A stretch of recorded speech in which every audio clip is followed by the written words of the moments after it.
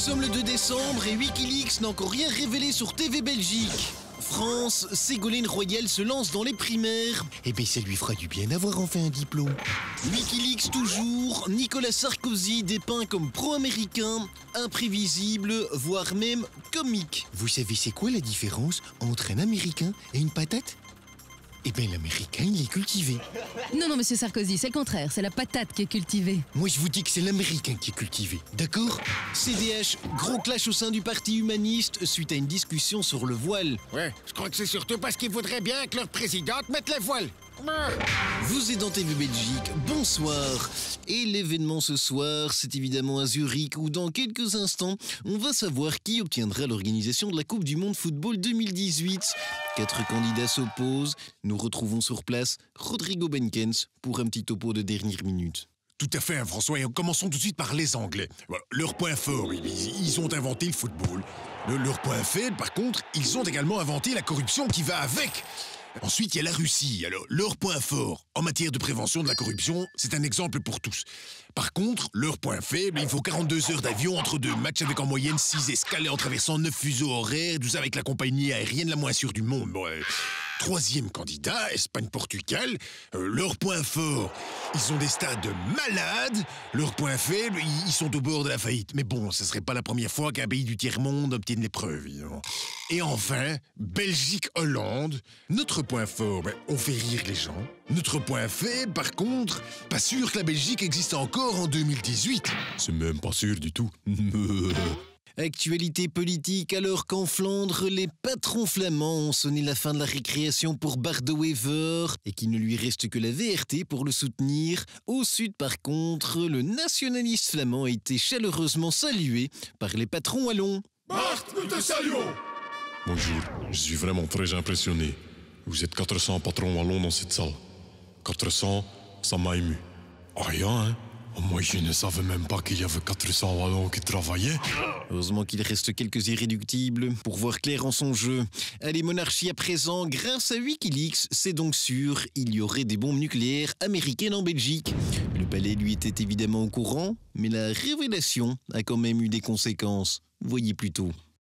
Ah, tiens, Philippe, quel courant d'air t'amène? Papa, c'est vrai qu'on a des bombes musculaires en Belgique? Oui, on a Justine Hénin, mais c'est loin d'être une bombe, hein? Non, des bombes musculaires qui font boum, très fort. Ah, des bombes nucléaires! Oui. Mais où t'as appris ça, toi? C'est encore cette espèce de Peter de crème qui a tout déballé, c'est ça? Non, c'est Lolo qui me l'a dit. Non, de Dieu. Oui, bon, Philippe, là, c'est vrai, pour une fois, ton frère ne raconte pas que des salades. D'ailleurs, je crois qu'il est temps que je te transmette les codes secrets de notre arme nucléaire. Le code? Ben oui, le code. Le code que date, comme la poule. Philippe! Ouh là là, mais quelle responsabilité! Mais non, hein, c'est pas compliqué. Allez, retiens bien. Le code, c'est 1, ensuite 2, ensuite 3, et puis 4. Ouh là là.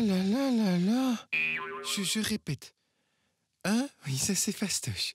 Puis 2, c'est ça? Oui, c'est ça.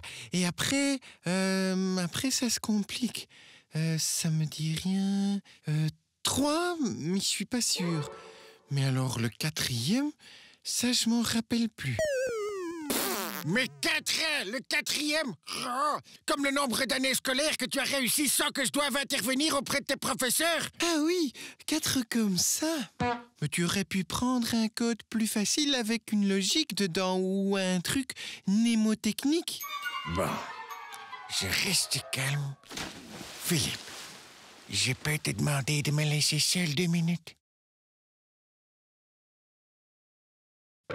C'est pas gagné en effet.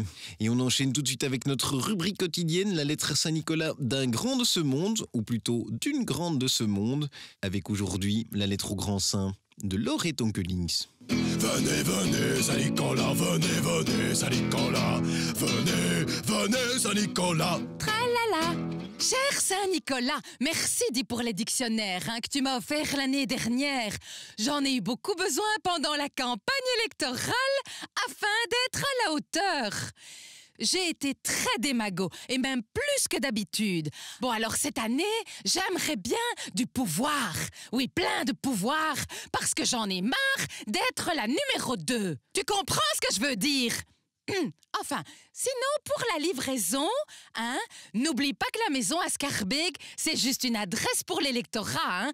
Les cadeaux, tu peux me les déposer à l'âne. En plus, pour toi, ce sera plus sûr, hein, bien loin des pouilleux, hein. On se comprend, hein, Saint-Nic? Venez, venez, Saint-Nicolas, venez, venez, Saint-Nicolas, venez, venez, Saint-Nicolas.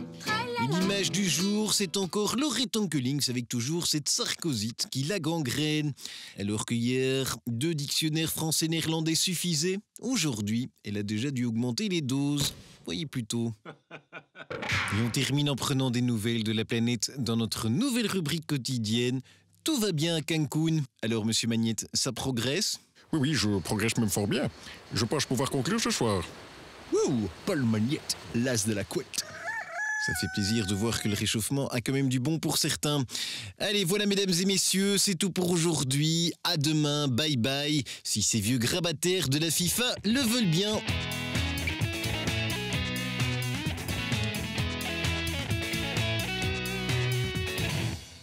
Un, deux...